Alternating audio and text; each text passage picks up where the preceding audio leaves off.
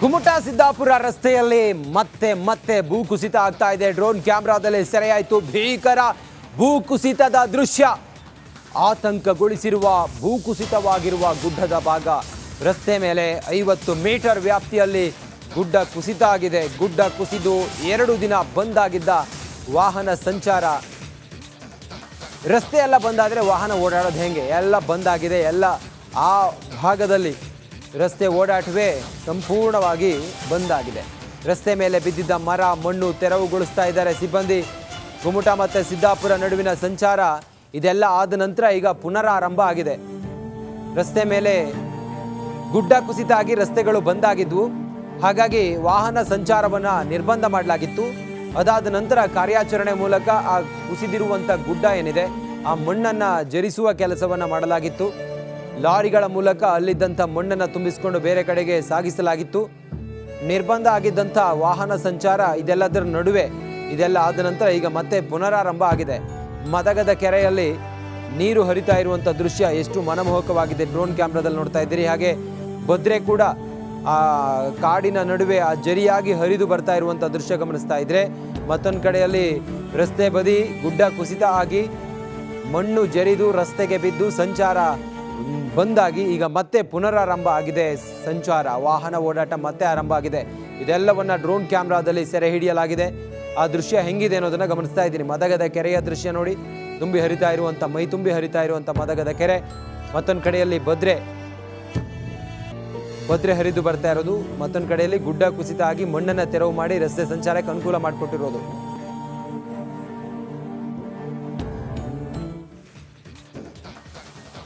ಕರಾವಳಿ ಭಾಗದಲ್ಲಿ ಮಳೆ ತಂದಿರುವಂಥ ಅವಾಂತರ ಉಡುಪಿ ಜಿಲ್ಲೆಯಲ್ಲಂತೂ ಅದು ಭೀಕರವಾಗಿದೆ. ಉಡುಪಿ ಜಿಲ್ಲೆಗೆ ಮಾನ್ಯ ಉಸ್ತುವಾರಿ ಸಚಿವರು ಲಕ್ಷ್ಮೀ ಹೆಬ್ಬಾಳ್ಕರ್ ಅವರು ಕಳೆದ 1 ವಾರದಲ್ಲಿ ಆಗಿರುವಂಥ ಮಳೆ ಮತ್ತು ಹಾನಿ ಇದೆಲ್ಲದರ ಮಾಹಿತಿಯನ್ನು ಪಡ್ಕೊಂಡಿದ್ದಾರೆ. ಮಳೆಯಿಂದ ಅಪಾರ ಪ್ರಮಾಣದ ಹಾನಿ ಹಿನ್ನೆಲೆಯಲ್ಲಿ ಉಡುಪಿಗೆ ಭೇಟಿ ಕೊಟ್ಟಿದ್ದಾರೆ. ಉಡುಪಿ ಜಿಲ್ಲೆ ಕರಾವಳಿ ತೀರದಲ್ಲಿ ಕಡಲ ಕೊರೆತ ಏನಿದೆ, ಕಡಲ ಕೊರೆತದಿಂದ ಆಗಿರುವಂಥ ಹಾನಿಯ ಮಾಹಿತಿಯನ್ನು ಕೂಡ ಮಾನ್ಯ ಉಸ್ತುವಾರಿ ಸಚಿವ ಲಕ್ಷ್ಮೀ ಹೆಬ್ಬಾಳ್ಕರ್ ಅವರು ಮಾಹಿತಿಯನ್ನು ಪಡ್ಕೊಂಡಿದ್ದಾರೆ. ಅಧಿಕಾರಿಗಳ ಜೊತೆಗೂ ಕೂಡ ಚರ್ಚೆ ಮಾಡಿದ್ದಾರೆ. ಎಷ್ಟೆಷ್ಟು ಕಡಲ ಕೊರೆತದಿಂದ ಏನೇನು ಹಾನಿಯಾಗಿದೆ ಅನ್ನೋದ್ರ ಬಗ್ಗೆಯೂ ಕೂಡ ಸ್ಥಳಕ್ಕೆ ಭೇಟಿ ನೀಡಿ ಅದೆಲ್ಲದರ ಮಾಹಿತಿಯನ್ನು ಅವಲೋಕಿಸಿದ್ದಾರೆ ಮಾನ್ಯ ಉಸ್ತುವಾರಿ ಸಚಿವರು.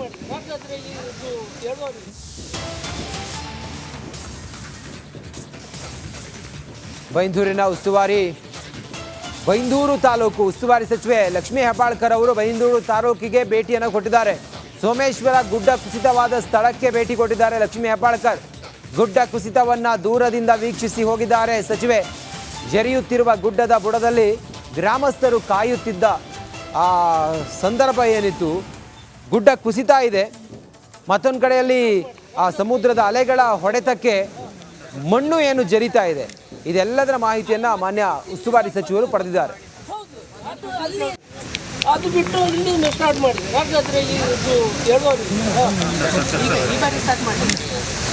ಅಲ್ಲ ಮತ್ತೆ ಬಿಟ್ಟು ಇಲ್ಲಿ ಸ್ಟಾರ್ಟ್ ಮಾಡಿದ್ದಾರೆ. ಹೌದು, ಅದು ಅಲ್ಲಿ ಬಿಟ್ಟದ್ದು ಇಲ್ಲಿ ಕರೆಕ್ಟ್ ಮಾಡಿದ್ದೇನೆ ಬನ್ನಿ.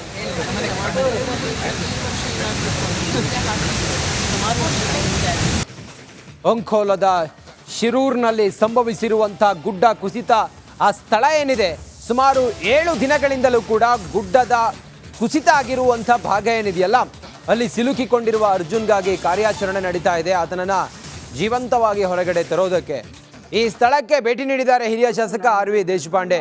ಗುಡ್ಡ ಕುಸಿದ ಸ್ಥಳದಲ್ಲಿ ಆರ್.ವಿ. ದೇಶಪಾಂಡೆ ಅವರು ಪರಿಶೀಲನೆ ಮಾಡ್ತಾ ಇದ್ದಾರೆ.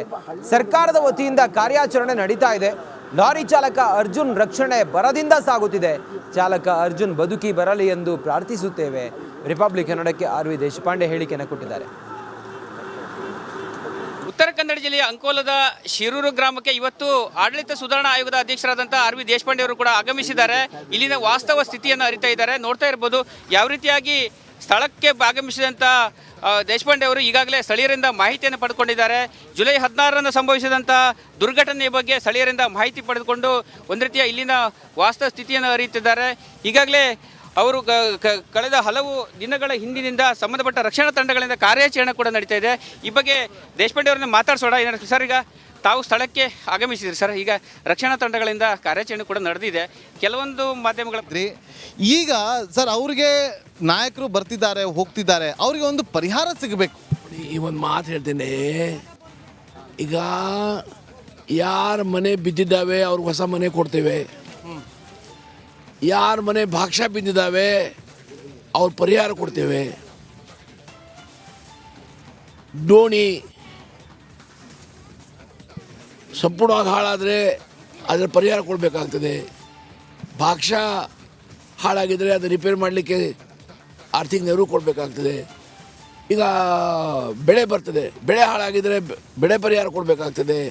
ಇದು NDRF ನಾಮ್ಸಲ್ಲಿ ಇದೆ. ಹಾಗಾಗಿ ಇವರೆಲ್ಲರೂ ಇವ್ರದ್ದು ಪಾಪ ಇವ್ರು ಹೆಣ್ಮಕ್ಳಲ್ಲ, ಇಲ್ಲಿ ಇದ್ದ ಜನಪ್ರತಿನಿಧಿಗಳು ಯಾರಿದ್ದಾರೆ, ಪಂಚಾಯತ್ ಅಧ್ಯಕ್ಷರುಗಳೆಲ್ಲ ಇವತ್ತು ನಾನು ಹೇಳಿದೆ, ಇವತ್ತು ಮುಖ್ಯಮಂತ್ರಿಗಳ ಈ ಸೈಡ್ ಬಂದಾಗ, ಜಿಲ್ಲಾಧಿಕಾರಿ ಬಂದಾಗ ಮನವಿ ಮಾಡಿರಿ. ಆ ಮನವಿಯಲ್ಲಿ ಏನೇನು ಆಗಿದೆ ಅನಾಹುತ ಅದ್ರ ಪರಿಚಯ ಮಾಡಿಕೊಡ್ರಿ, ಮತ್ತು ಪರಿಹಾರ ಕೇಳಿಕೊಡ್ರಿ ಅಂತ ಹೇಳಿದೆ. ನನಗೂ ಒಂದು ಕಳಿಸ್ತ ಹೇಳಿದ್ದೇನೆ. ಹಾಗೆ ನಾನು ಈ ಭಾಗದ ಬಗ್ಗೆ ಪ್ರಯತ್ನ ಮಾಡ್ತೇನೆ. ಯಾಕಂದರೆ ನಾನು ಇಷ್ಟೊಂದು ಕಷ್ಟ ಜನ ನೋಡಿಲ್ಲ. ಇದ್ರ ಹಿಂದೂ ಆಗಿದ್ದಾವೆ ಅನಾಹುತಗಳು, ಇಂಥ ಅನಾಹುತ ಅಲ್ಲ, ಬೇರೆ ಬೇರೆ ರೀತಿಯ ಅನಾಹುತಗಳು ಆಗಿದ್ದಾವೆ, ಅದನ್ನು ನೋಡಿದ್ದೇನೆ. ಆ ಸಮಯದಲ್ಲಿ ಏನು ಪರಿಹಾರ ಕೊಡಬೇಕು ಕೊಟ್ಟಿದ್ದೇವೆ. ಆದರೆ ಈ ಸಮಯದಲ್ಲಿ ಇವ್ರ ಸಹಾಯಕ್ಕೆ ಪ್ರತಿಯೊಬ್ಬರು ಧಾವಿಸ್ಬೇಕು. ಈಗ ನಮ್ಮ ವಿಜೇಂದ್ರ ಬಂದರು, ಸಂತೋಷ. ಇದು ಎಲ್ಲ ಪಕ್ಷಾತೀತವಾಗಿ ಆಗುವ ಕೆಲಸಗಳು.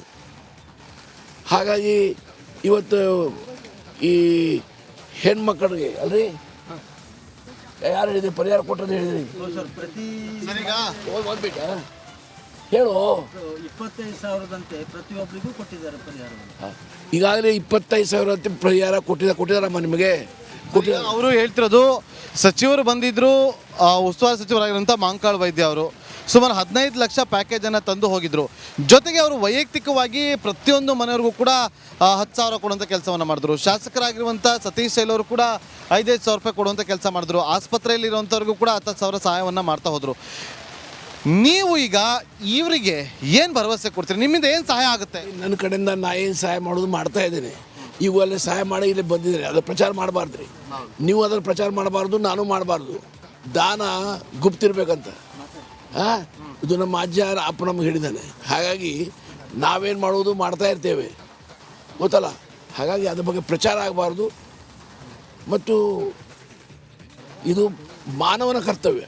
ಜನ ಕಷ್ಟದಿದ್ದಾಗ ಆರ್ಥಿಕವಾಗಿ ಸಂಪನ್ನ ಜನರ ಸಹಾಯ ಹೋಗುವುದು ಇದು ಮಾನವನ ಧರ್ಮ, ಗೊತ್ತಲ್ಲ. ಅಜ್ಜಿ ನೋಡಿ, ಈಗ ಭರವಸೆ ಕೊಟ್ಟಿದ್ದಾರೆ. ಅವರು ದಾನ ಮಾಡೋದ್ರ ಬಗ್ಗೆ ಎಲ್ಲೂ ಕೂಡ ಹೇಳ್ಕೊಳ್ಳೋದಿಲ್ಲ ಅಂತ ಹೇಳಿದ್ದಾರೆ. ಆಯ್ತಾ, ಯಾರು ಹೇಳ್ಬೇಕಾ? ನಾವು ಹೇಳ್ತೀವ್ರ, ನಮಗೆಲ್ಲ ಉಳಿಲಿಕ್ಕೆ ಜಾಗ ಇಲ್ಲ. ಅದು ಮುಖ್ಯ ಆಗ್ಬೇಕು ನಮಗೆ. ಆ ಮನೆ ಬಿದ್ದರೆ ಮನೇಲಿ ಉಳಿ ಪರಿಸ್ಥಿತಿ ಇಲ್ಲ. ಮನೆ ಬೇಕು, ಜಾಗ ಬೇಕು ನಮಗೆ. ಶಾಲೆ ವ್ಯವಸ್ಥೆ ಏನಾದ್ರು ಆಗ್ಬೋದು ಸರ್ಕಾರದ?